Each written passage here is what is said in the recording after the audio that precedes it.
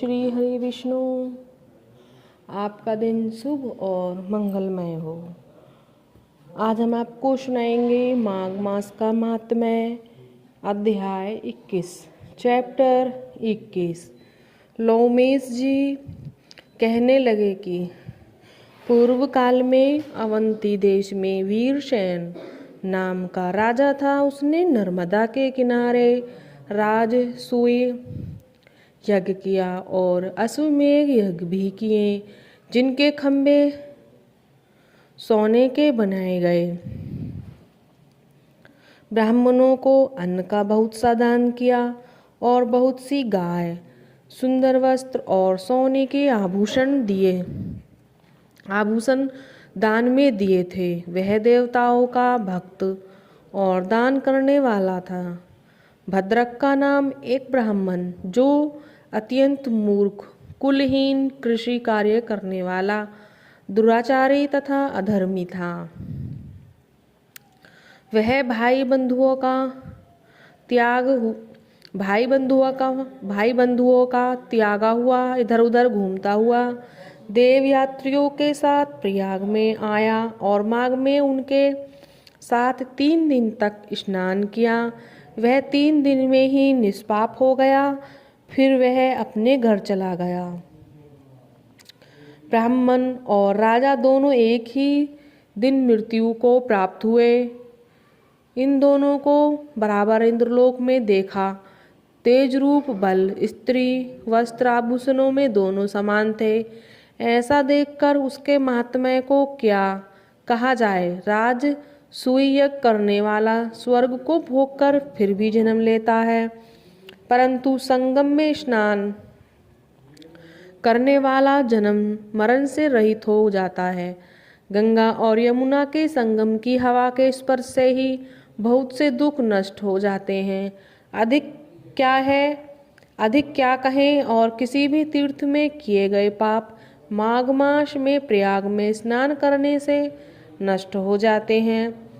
मैं पिशाच मोचन नाम का एक पुराण इतिहास सुनाता हूँ। इस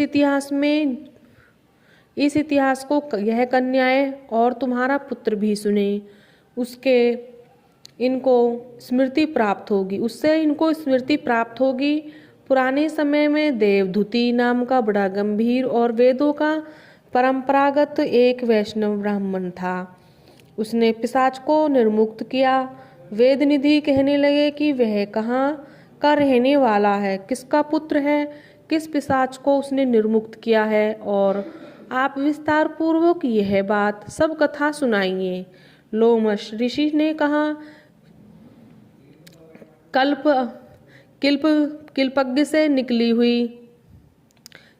से निकली हुई सुंदर सरस्वती के किनारे पर उसका स्थान था। जंगल के बीच में पुण्य जल वाली सरस्वती नदी बहती है। वह वन में अनेक प्रकार के पशु भी विचरते थे। उस ब्राह्मण के श्राप के भय से पवन भी बहुत सुंदर चलती थी और वन में चैत्र रथ के समान था। उस जगह धर्मात्मा देवदूती रहता था। उसके पिता का नाम सुमित्र था और वह लक्ष्मी के वरदान से उत्पन्न हुआ था। वह सदैव आत्मा को स्थिर रखता, गर्मी में अपने नेत्र सूर्य की तरफ रखता, वर्षा में खुली जगह पर तपस्या करता रहता था। हेमंत ऋतु में सारस्वत सरोवर में बैठता और त्रिकाल संध्या करता। जितेंद्रिय और सत्यवादी भी था। उसने अपने आप गिरे हुए फल और पत्तियों का भोजन करता था। उसका शरीर सूखकर हड्डियां मात्र रह गई थी। इस प्रकार उसको तप करते हुए वहां पर 1000 वर्ष बीत गए। तप के प्रभाव से उसका शरीर अग्नि के समान प्रज्वलित था। विष्णु की प्रसन्नता से ही वह सब कर्म करता। दधीचि ऋषि के वरदान से ही वह श्रेष्ठ वैष्णव हुआ था। एक समय उस ब्राह्मण ने वैशाख महीने की एकादशी को हरि की पूजा कर उनकी सुंदर स्तुति तथा विनती करी और उसकी विनती सुनकर भगवान उसी समय गरुड़ पर चढ़कर उसके पास आए।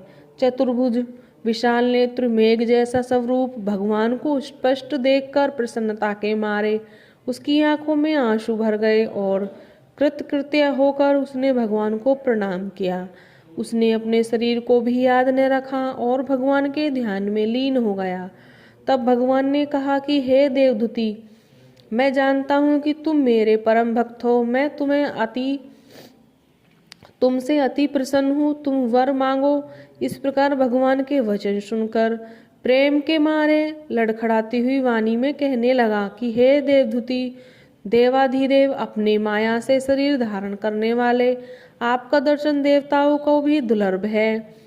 अब आपका दर्शन भी हो गया, मुझको और क्या चाहिए। मैं सदैव आपकी भक्ति में लगा रहूं। भगवान उसके वचन सुनकर कहने लगे कि ऐसा ही होगा, तुम्हारे तप में कोई बाधा नहीं पड़ेगी। जो मनुष्य तुम्हारे कहे गए स्तोत्र को पढ़ेगा उसकी मुझसे अचल भक्ति होगी, उसके धर्म कार्य सांगोपांग होंगे और उसकी ज्ञान में परम निष्ठा होगी। जय श्री हरि विष्णु।